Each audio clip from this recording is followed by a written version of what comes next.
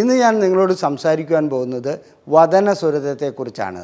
ഇത് സാധാരണഗതിയിൽ നിഷിദ്ധമായിട്ടുള്ള ഒരു ഇടപാടാണോ? മതങ്ങൾ ഇതിനെക്കുറിച്ച് എന്തെല്ലാമാണ് പറയുന്നത്? സാംസ്കാരികമായി ഇത് തെറ്റാണോ? ഈ വിഷയങ്ങളെക്കുറിച്ചൊന്നും ഞാനിവിടെ ചർച്ച ചെയ്യുന്നേയില്ല.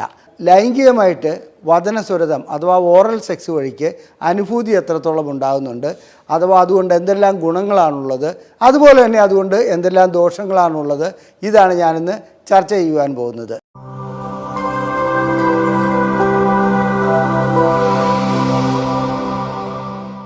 ഞാൻ ഡോക്ടർ അജയൻ വർഗീസ്, കോഴിക്കോട് ജില്ലയിൽ കുന്നമംഗലം പന്തീർപ്പാടത്തുള്ള institute of sexual and reproductive medicine എന്ന സ്ഥാപനത്തിൻ്റെ ഡയറക്ടറാണ്. International association of sexual medicine practitioners modern medicine എന്ന അസോസിയേഷൻ്റെ അഖിലേന്ത്യാ ചെയർമാനുമാണ്. ഇന്ന് ഞാൻ നിങ്ങളോട് സംസാരിക്കുവാൻ പോകുന്നത് വദനസുരതത്തെക്കുറിച്ചാണ്.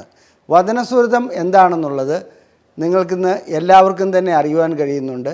അത് ഓറൽ സെക്സ് അഥവാ ലിംഗം, യോനി എന്നിവ കൊണ്ട് സ്റ്റിമുലേറ്റ് ചെയ്യപ്പെടുന്ന അവസ്ഥയാണ് ഉദ്ദേശിക്കുന്നത്. ഇത് സാധാരണഗതിയിൽ നിഷിദ്ധമായിട്ടുള്ള ഒരു ഇടപാടാണോ? മതങ്ങൾ ഇതിനെക്കുറിച്ച് എന്തെല്ലാമാണ് പറയുന്നത്? സാംസ്കാരികമായി ഇത് തെറ്റാണോ? ഈ വിഷയങ്ങളെക്കുറിച്ചൊന്നും ഞാനിവിടെ ചർച്ച ചെയ്യുന്നേയില്ല. അതെന്തെങ്കിലും ആകട്ടെ. എന്നാൽ ലൈംഗികമായിട്ട് വദനസുരതം അഥവാ ഓറൽ സെക്സ് വഴിക്ക് അനുഭൂതി എത്രത്തോളം ഉണ്ടാകുന്നുണ്ട്, അഥവാ അതുകൊണ്ട് എന്തെല്ലാം ഗുണങ്ങളാണുള്ളത്, അതുപോലെ തന്നെ അതുകൊണ്ട് എന്തെല്ലാം ദോഷങ്ങളാണുള്ളത്, ഇതാണ് ഞാനിന്ന് ചർച്ച ചെയ്യുവാൻ പോകുന്നത്. നമ്മെ സംബന്ധിച്ചിടത്തോളം വദനസുരതം മനുഷ്യരിൽ മാത്രം കാണപ്പെടുന്ന ഒരു അവസ്ഥയാണെന്നുള്ളതാണ് തെറ്റിദ്ധരിക്കപ്പെടുന്നത്. അങ്ങനെയല്ല. ആടുകളിലും അതുപോലെ തന്നെ ചിമ്പാൻസി, മറ്റു മൃഗങ്ങളിലും വവ്വാലുകളിലും ഒക്കെ ഈ രീതിയിലുള്ള പ്രവൃത്തി അഥവാ വദനസുരതം കണ്ടുവരുന്നുണ്ട്. ലൈംഗികമായി ബന്ധപ്പെടുക എന്നുള്ളതിന് ലിംഗം യോനിക്കുള്ളിലേക്ക് കടത്തുന്നത് മാത്രമാണ് പ്രകൃതിദത്തമായ ലൈംഗിക ബന്ധമെന്ന് തെറ്റിദ്ധരിക്കുന്ന ഒരു കാലഘട്ടമുണ്ടായിരുന്നു. വിക്ടോറിയൻ ആറ്റിറ്റ്യൂഡ് അതിൻ്റെ ഒരു മകുട ഉദാഹരണമാണ്. അങ്ങനെ ആ ഒരു കാലഘട്ടത്തിൽ മറ്റുള്ളതിനെയെല്ലാം അൺനാച്ചുറൽ സെക്സായിട്ട് കാണുകയും അതുപോലെ തന്നെ ശിക്ഷാർഹമായ നടപടിയായി കരുതുകയും ചെയ്തിരുന്ന ഒരു കാലഘട്ടം ഉണ്ടായിരുന്നു. ഇന്നും ഇന്ത്യയിലെ നിയമങ്ങളനുസരിച്ച് ഭാര്യ പരാതിപ്പെടുകയാണെങ്കിൽ തീർച്ചയായിട്ടും ഭർത്താവിനെ ജയിലിൽ അടയ്ക്കാൻ പറ്റുന്ന ഒരവസ്ഥയാണ് വദനസുരതം. കാരണം അത് ആ രീതിയിൽ അൺനാച്ചുറൽ സെക്സിലേക്ക് ക്ലാസിഫൈ ചെയ്ത് കൊണ്ടുപോകാൻ പറ്റുന്ന ഒരു സാധ്യതയുണ്ട്. അത് നിയമപരമായിട്ടുള്ള കാര്യങ്ങളെക്കുറിച്ച് കൂടുതൽ ഞാൻ പറയുന്നത് ശരിയല്ല. എന്നിരുന്നാലും ലൈംഗികമായിട്ട് ഒരു വദനസുരതം വഴിക്ക് അഥവാ ഓറൽ സെക്സ് വഴിക്ക് എന്തെല്ലാം ഗുണങ്ങളാണ് ഉണ്ടാകുന്നതെന്നുള്ളത് നമുക്കൊന്ന് പരിശോധിക്കാം. വദനസുരതം വഴിക്ക് തീർച്ചയായിട്ടും യോനിയിലേക്ക് ലിംഗം പ്രവേശിപ്പിക്കുന്നതിനേക്കാളും അനുഭൂതി ഉണ്ടാകുമെന്നുള്ളതാണ് ഇതിൻ്റെ ആദ്യത്തെ ഗുണം. കാരണം എന്താണെന്ന് വെച്ചാൽ യോനിയെ സംബന്ധിച്ചിടത്തോളം അതിന് വേണ്ട രീതിയിൽ സ്റ്റിമുലേറ്റ് ചെയ്യുവാനോ അല്ലെങ്കിൽ വേണ്ട രീതിയിൽ ലിംഗത്തെ അമർത്തുവാനോ പ്രത്യേകിച്ചൊരു കഴിവില്ല. അതിൻ്റെ സ്വാഭാവികമായിട്ടുള്ള ടൈറ്റ്നസ് മാത്രമേ അവിടെ ഉപകരിക്കുന്നുള്ളൂ. എന്നാൽ ഒരു പുരുഷൻ്റെ ലിംഗം വദനസുരതം വഴിക്ക് അതായത് വായ്ക്കുള്ളിലേക്ക് കടക്കുമ്പോൾ അത് വേണ്ട രീതിയിൽ സ്റ്റിമുലേറ്റ് ചെയ്യുവാൻ സ്ത്രീക്ക് സാധിക്കുന്നു എന്നുള്ളതാണ് വദനസുരതം വഴിക്ക് ലഭിക്കുന്ന ഏറ്റവും വലിയ ഗുണം. അതുവഴിക്ക് ബോണ്ടിങ് ഉണ്ടാകുന്നു, ഇൻറ്റിമസി ഉണ്ടാകുന്നു. അതുമാത്രമല്ല ലൈംഗികതയിൽ വ്യത്യസ്തതകൾ ഒരു ആവശ്യമായ ഘടകമാണ്. എന്നും ഒരേ രീതിയിൽ ലൈംഗികമായി ബന്ധപ്പെടുകയാണെങ്കിൽ അത് ബോറടിക്കുന്ന ഒരു പരിപാടിയാകും എന്നുള്ളത് പറഞ്ഞു തരേണ്ട കാര്യമില്ലല്ലോ. അങ്ങനെ വരുമ്പോൾ വദനസുരതം ഒരു പ്രത്യേക രീതിയിലുള്ള അനുഭൂതി ഉണ്ടാക്കുന്ന ഒന്നാണെന്നുള്ളതിൽ ഒരു സംശയവുമില്ല. എന്നാൽ ഇത് പുരുഷൻ സ്ത്രീക്ക് ചെയ്തു കൊടുക്കുന്ന വദനസുരതവും സ്ത്രീ പുരുഷന് ചെയ്തു കൊടുക്കുന്ന വദനസുരതവും പല രൂപത്തിലുണ്ട്. അത് ഏതെല്ലാം രൂപത്തിലുണ്ടെന്നുള്ളത് വളരെ പ്രത്യേകിച്ച് എടുത്തു പറയേണ്ട കാര്യമില്ലെങ്കിൽ കൂടി ഒരു കാര്യം പറയാം. സ്ത്രീ പുരുഷൻ്റെ ലിംഗത്തിൽ അവരുടെ പുരുഷൻ്റെ ലിംഗം വായ്ക്കുള്ളിലേക്കാക്കുകയും അവർ വേണ്ട രീതിയിൽ അതിനെ സ്റ്റിമുലേറ്റ് ചെയ്യുകയും ചെയ്യുകയാണെങ്കിൽ യോനിയിൽ നിന്ന് ലഭിക്കുന്നതിനേക്കാൾ കൂടുതൽ അനുഭൂതി അതുവഴിക്ക് ലഭിക്കും. അതുപോലെ തന്നെ പുരുഷൻ സ്ത്രീയുടെ യോനിയോ ക്ലൈറ്റോറിസോ ആ രീതിയിൽ സ്റ്റിമുലേറ്റ് ചെയ്യുകയാണെങ്കിൽ, കൊണ്ട് സ്റ്റിമുലേറ്റ് ചെയ്യുകയാണെങ്കിൽ അവർക്ക് രതിമൂർച്ച വരെ ഉണ്ടാകുന്ന അവസ്ഥ ഉണ്ടാകാറുണ്ട്. യോനിക്കുള്ളിൽ പ്രവേശിപ്പിക്കുന്നതിനേക്കാളും അനുഭൂതി വരുന്ന ഒരവസ്ഥ കണ്ടുവരുന്നുണ്ട്. അപ്പോൾ ഇത് മനുഷ്യരിൽ മാത്രം കൂടുതലായി കാണപ്പെടുന്നു എന്ന് പറയുന്നതിൽ ഒരർത്ഥമുണ്ട്.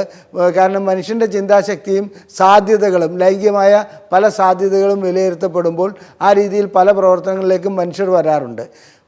പ്രാചീന കാലം തൊട്ട് തന്നെ ചില ചിത്രങ്ങളിലും ചില പെയിൻറ്റിങ്സിലുമൊക്കെ വദനസ്വരത്തിൻ്റെതായ ഈജിപ്ഷ്യൻ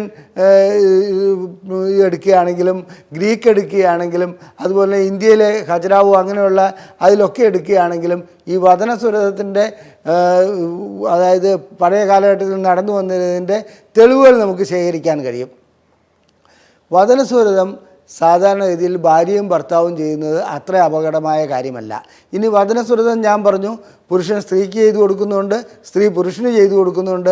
അതുപോലെ തന്നെ പുരുഷനും സ്ത്രീയും ഒരുമിച്ച് ചെയ്യുന്ന വദനസ്വരവുമുണ്ട്. അതിന് 69 എന്നൊക്കെ ചില പൊസിഷനുകൾ പറയാറുണ്ട്. അത് പല രൂപത്തിൽ ഇൻ്റർനെറ്റിലും മറ്റും കാണപ്പെടുന്നുണ്ട്. എന്നാൽ ഇത് രണ്ടു കൂട്ടർക്കും രതിമൂർച്ചയിലേക്ക് എത്തിക്കുവാൻ 69 പോലെയുള്ള പൊസിഷനുകൾ ഗുണം ചെയ്യാറുമുണ്ട്. ഇനി ഇതുകൊണ്ടുണ്ടാകുന്ന ദോഷങ്ങൾ എന്താണെന്നുള്ളതിനെക്കുറിച്ച് നമുക്കൊന്ന് വരാം. ദോഷങ്ങളെന്ന് പറഞ്ഞാൽ, ഒന്ന്, പരസ്ത്രീ ബന്ധങ്ങളിൽ വദനസ്വരത്തിന് പോവുകയാണെങ്കിൽ അണുബാധ ഉണ്ടാകാനുള്ള സാധ്യതയുണ്ട്. ഭാര്യയ്ക്ക് അണുബാധയുണ്ടെങ്കിൽ ഭർത്താവിന് വരാം, ഭർത്താവിന് അണുബാധയുണ്ടെങ്കിൽ ഭാര്യയ്ക്ക് വരാം. പ്രത്യേകിച്ച് പല്ല് കേടുണ്ടെങ്കിൽ, ടോൺസിലൈറ്റിസ് ഉണ്ടെങ്കിൽ, അങ്ങനെയൊക്കെയുള്ള അവസരങ്ങളിൽ വദനസ്വരം ചെയ്യുകയാണെങ്കിൽ അണുബാധ അങ്ങോട്ടും ഇങ്ങോട്ടും പകരുവാനുള്ള സാധ്യതയുണ്ട്. അത് കണക്കിലെടുക്കേണ്ട ഒരു കാര്യമാണ്. ഇത് കൂടാതെ ലൈംഗികമായിട്ട് ബന്ധപ്പെടുമ്പോൾ ചില പുരുഷന്മാർ വളരെ ശക്തിയായി ലിംഗം സ്ത്രീയുടെ വായ്ക്കുള്ളിലേക്ക് കടത്തുകയും അവർക്ക് ഛർദ്ദിക്കാൻ വരുന്ന ഒരവസ്ഥ ഉണ്ടാകാറുണ്ട്.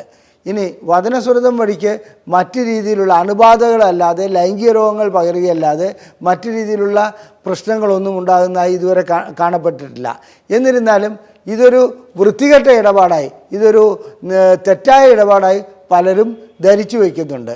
ഇനി ഇഷ്ടമില്ലാത്ത ഒരു വ്യക്തിയെ കൊണ്ട് വദനസ്വരം ചെയ്യിപ്പിക്കുകയാണെങ്കിൽ അതൊരിക്കലും അഭികാമ്യമായ ഒരു ഇടപാടല്ല.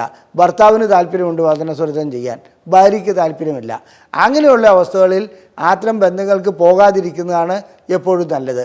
നേരെ തിരിച്ചും ചില സ്ത്രീകളെ സംബന്ധിച്ചിടത്തോളം ലിംഗം യോനിയിൽ പ്രവേശിപ്പിക്കുന്നതിനേക്കാൾ കൂടുതൽ അവർക്ക് അവരുടെ വായ്ക്കുള്ളിലേക്ക് പ്രവേശിപ്പിക്കുന്നതായിരിക്കും ഇഷ്ടപ്പെട്ടതായി കാണുന്നത്.